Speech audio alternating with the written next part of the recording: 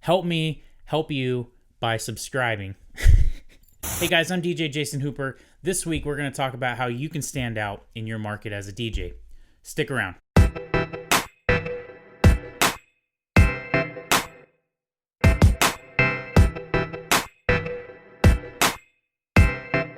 Hey guys, thanks for stopping by. Welcome to my channel where I help you get more gigs, earn more money, and be more professional no matter what kind of DJ that you are. If you're new here, please consider subscribing and hit that alert bell so you can be notified when I put out videos like this or like this every week. And also, if you're interested in getting consistent 5-star reviews for your DJ services, I've got a free gift for you that I'd like you to have. It's going to be linked in the first comment of this video, and it is a super simple PDF guide with actionable steps that you can take to make sure that you're consistently getting 5-star reviews for your services.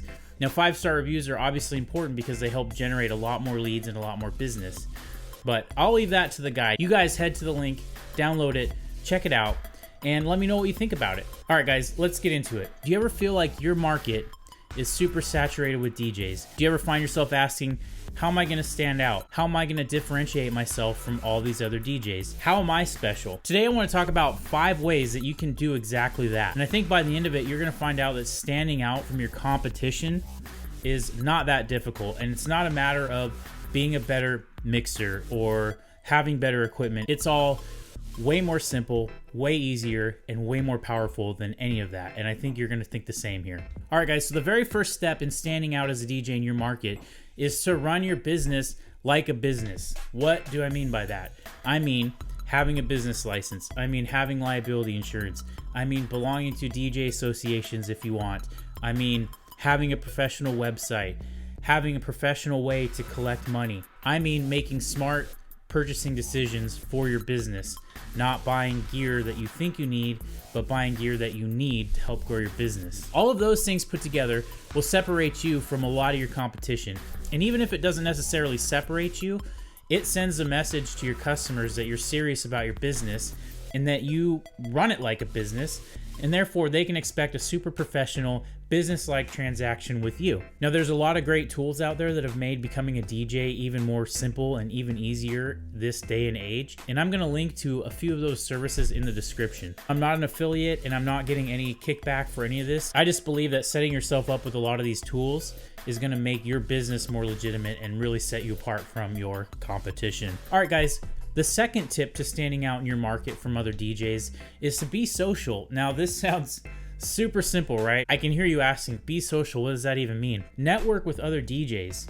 Reach out to them. You're watching them on YouTube, you're following them on Instagram, comment on their posts, DM them, send them a message that's kind about their content or about something that you really like about what they do. In the real world, network with DJs in your market. Reach out to them. See if they want to get together with you and collaborate on something or talk shop. Stop by one of their gigs. One of my biggest competitors and actually best friends in my market, DJ Robotics, reached out to me when I first started, and he was asking me questions that at first I was really suspicious of, because I think as DJs, we see people that come into the game, or we see people in our market and we want to find out, what are they charging? What gear are they using? He reached out to me. We started talking shop. We started talking price. We started talking gear, which does matter too. But more than that, we started hanging out. We started getting together. We work gigs now together all the time where we're combining our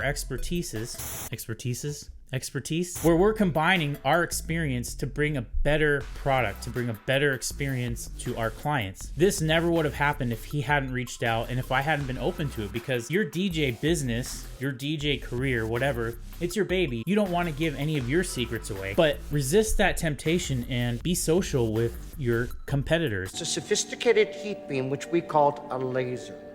Using these lasers, we punch a hole in the protective layer around the world, which we call the ozone layer. Now, being social also means being social at your events. One of my signature moves at a wedding is to leave the booth during a cocktail or dinner hour and just make rounds around tables. Now, of course, this might look a little bit different during COVID, but before that, I would ask guests how they're doing. How is their experience? How is the music? Is there anything that I can put on for them? Just any number of things to affiliate with your guests and let them know that you're an approachable, easy to talk to person, and that's going to make them feel a lot more at ease. They're going to be a lot more comfortable coming up and asking for a request or talking to you. And I think honestly, it's going to help your dance floor later on in the evening, because they're like, yeah, this guy's cool. He's not a jerk.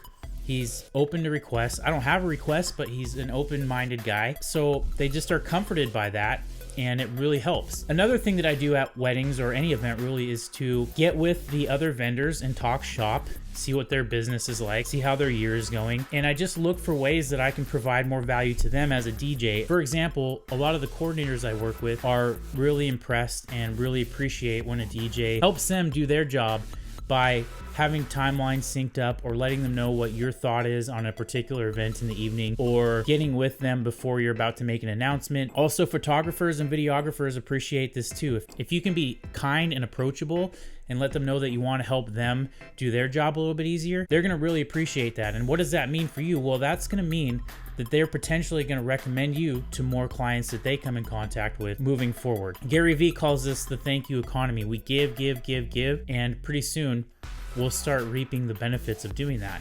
And I found this to be true. I get a lot of leads from photographers. I've got one event coordinator right now that sends me a lot of leads every year. So this type of thing, being social, has paid off for me. And so what I want you guys to do is think about that at your next gig. Leave the booth. Talk to people, put your software in auto mix, and see how their night's going, see how their business is going, see what they're up to.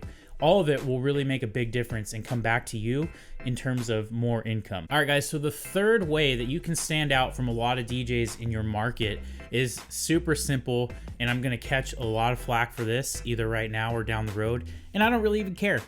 But that is to take requests. You guys are snobs.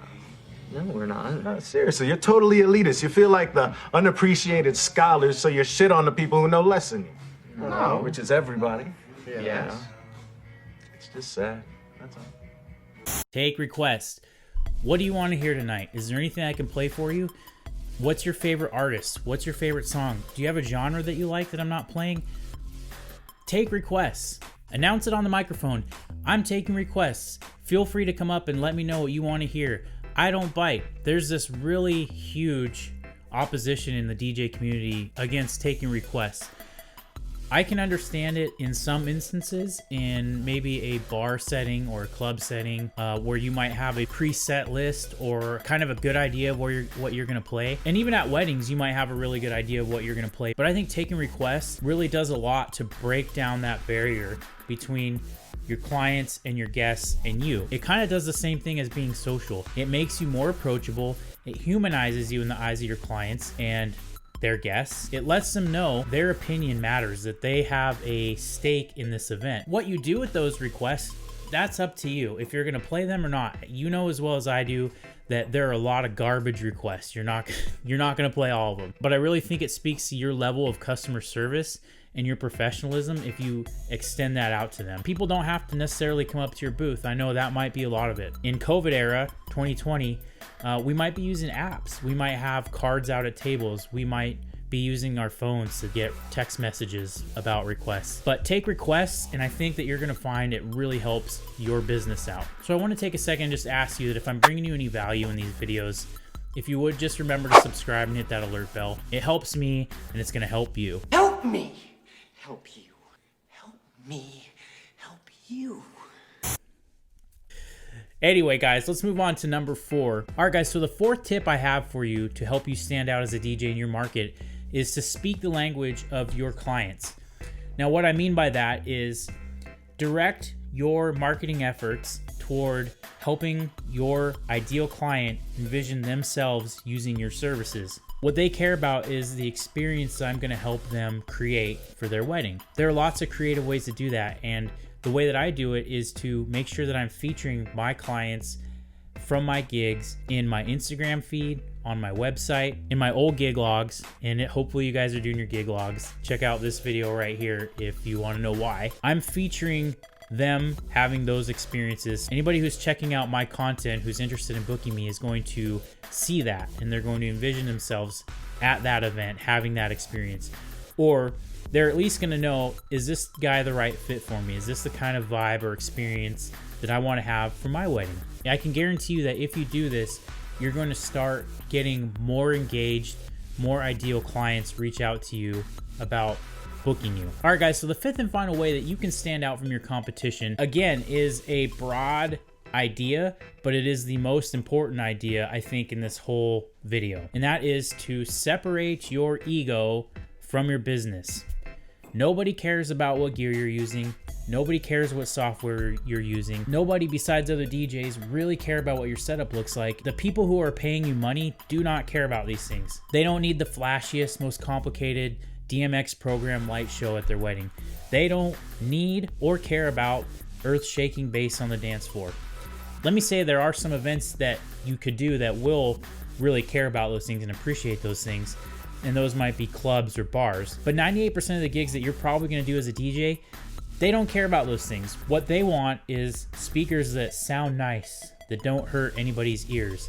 What they want are lights that are not shining in their eyes. What they want is somebody to tell them that grandma shouldn't sit right in front of the dance floor in front of your speakers. They're loud. What they want is somebody who is willing to share their experience to help make their event the best that it can be. What they really want is somebody who's reliable, who's going to show up when they say they're going to show up and do what they say they're going to do. If you were just to follow the fifth step alone, you'd be way more valuable, way more profitable, and way more professional than 98% of the people in your market. Heck, 98% of the people out there. And I can say this with 100% confidence because it's worked for me.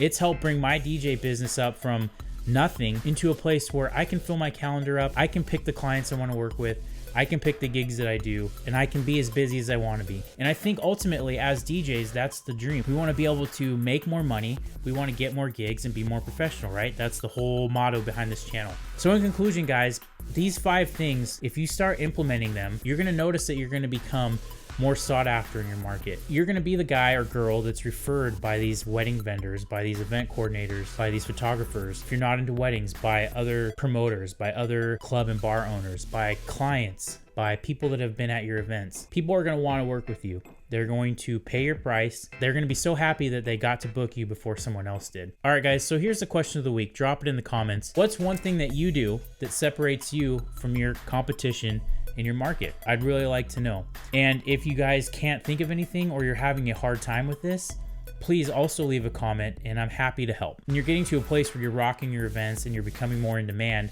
you want to make sure that you're collecting those consistent 5-star reviews, right? So click that link in the first comment and get your guide to collecting consistent 5-star reviews. All right, guys, thanks for joining me. Make sure that you like this video, click the subscribe button, hit that alert bell, and share this with anybody who you might think needs to hear it. I hope you guys have a great week, and I'll catch you in the next one.